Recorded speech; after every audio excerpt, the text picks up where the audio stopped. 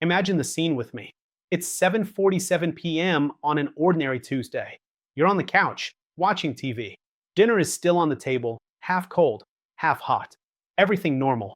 Suddenly, something strange happens. Your left arm doesn't obey. You think, I'll grab the remote. It doesn't move. You look at your arm, try again. Nothing. Then you try to call someone in the house. You open your mouth to say love, mom, child. But what comes out is something like the words come out dragged, jumbled, as if your mouth is no longer yours. The person next to you looks at you, and in seconds, the atmosphere in the house changes. Their eyes fill with fear, because deep down they know, and you also know, something serious is happening. While on the outside it seems just a difficulty in speaking and moving your arm, inside, an artery in your brain is blocked or ruptured. And every minute, literally every minute, millions of neurons are dying. These are cells that will never come back. And if nothing is done quickly, within a few hours, you could wake up in a hospital unable to speak, walk, work, or be who you have always been. I am Edu Rodriguez, a pharmacist, biochemist, and health educator. And if your heart skipped a beat just hearing this scene, it's because you feel that this is not a movie, not a soap opera drama. This happens every day in thousands of homes and often ends very badly. Stroke or cerebrovascular accident is one of the leading causes of death worldwide and the main cause of disability. Today I want to talk to you in a simple way, as if we were sitting face to face, about something that almost no one explains properly. What to do in the first few hours of a stroke, and why you could be the difference between a person walking again or spending the rest of their life in a wheelchair. Before continuing, take a moment to like the video, subscribe to the EDU Health Tips channel, and activate notifications. This type of content is not just information.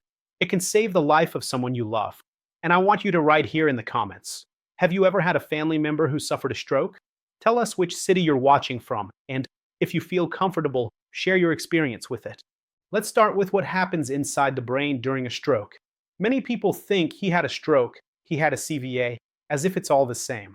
But there are two main types that are important for you to understand without needing to become a doctor. The first is ischemic stroke. This is the most common, occurring in most cases. It is caused by a blockage. A blood clot forms somewhere, travels through the bloodstream, and gets stuck in an artery of the brain, like a cork fitting into the mouth of a bottle. From that blocked point, the part of the brain that depends on that artery is deprived of blood, oxygen, and nutrients. And neurons without oxygen die in a few minutes. The second type is hemorrhagic stroke. It is less common, but tends to be more severe. In this type, it is not a blockage, but a rupture. A blood vessel inside the brain ruptures, sometimes due to an aneurysm or very high blood pressure. The blood leaks into the brain tissue. This blood becomes toxic, increases pressure inside the head, and crushes the surrounding brain cells. Do you notice something? In both cases, the result is the same. A part of the brain stops receiving what it needs to survive. That's why there is a phrase you should never forget: time is brain. The brain uses about 1/5 of all the oxygen your body consumes. It is an extremely sensitive organ. When blood flow stops in a region, neurons can withstand a few minutes, but not much longer than that. And that's where urgency comes in. Now I want to teach you a simple test that doesn't require any equipment, no examination, no doctor, and can completely change the outcome of the story. It's the Be Fast test. I will adapt it so you understand and remember it for the rest of your life.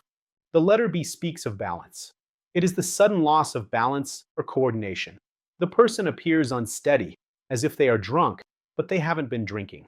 They get up from the chair and almost fall, stumble in a straight line, cannot keep steady.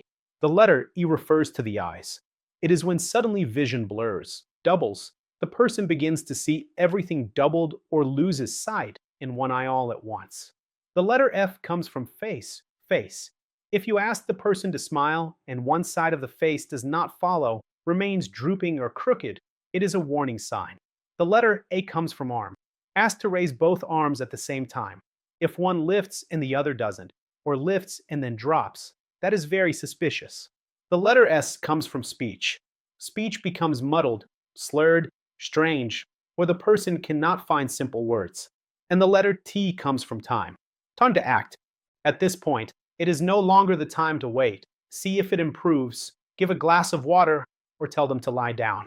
It is time to activate emergency services. Call 192 in Brazil or the emergency number of the country you are in, and clearly state that you suspect a stroke. Notice an important detail here. You do not need to see all the signs at once. If only one appears suddenly, it is already a reason to take it very seriously. Many families miss the treatment window because they think it is pressure, nervousness, stress, sleeping on the arm, and wait for it to pass. Meanwhile, time is running against you.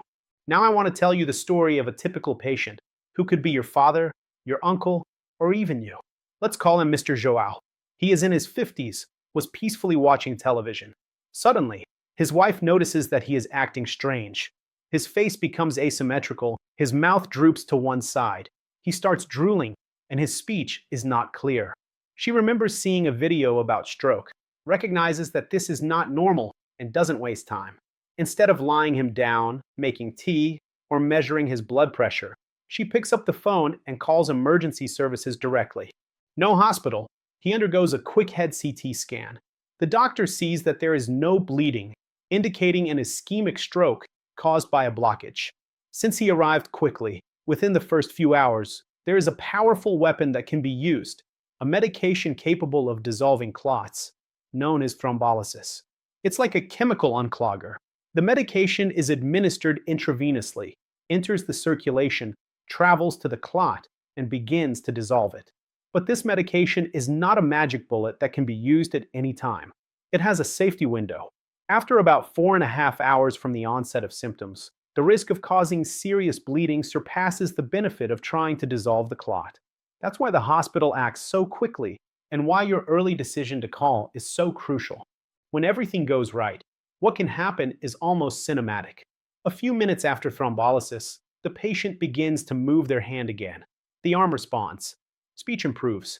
The entire team breathes a sigh of relief. It's not luck. It's time. It's science. It's a brain that still had a chance to be saved because someone acted quickly. But not always is the story so neat like that.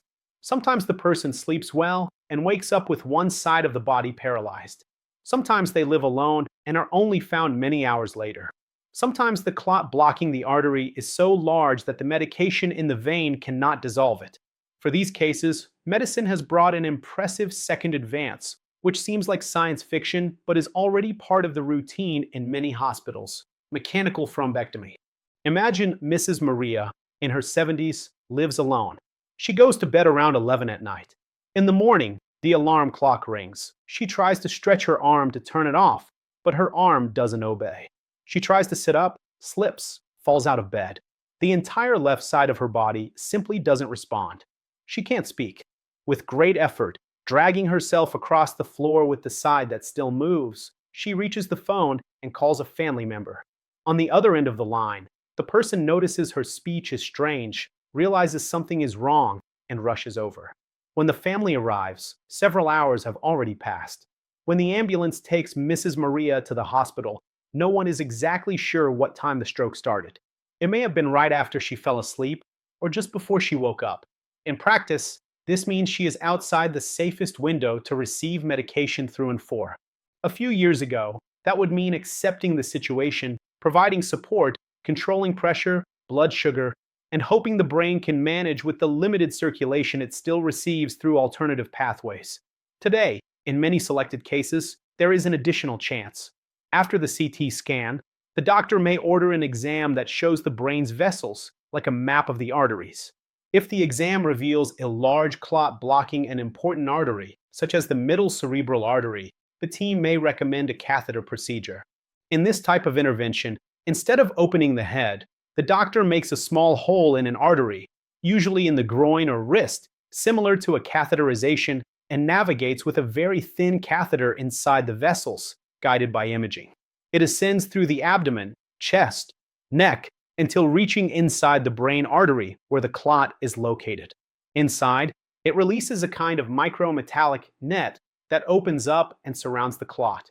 After a few seconds, the doctor pulls the entire assembly back, bringing with it the coagulated blood mass that was blocking the flow. When the catheter is removed, a dark clot the size of a raisin comes out. At that moment, Blood begins to flow again through the vessel that was closed. Oxygen starts reaching the cells again. In some patients, even on the operating table, the arm that was not moving begins to show signs of life. It is one of the most beautiful miracles of modern medicine, the result of years of study and technology, but it only happens because someone, at the beginning of the story, decided not to wait.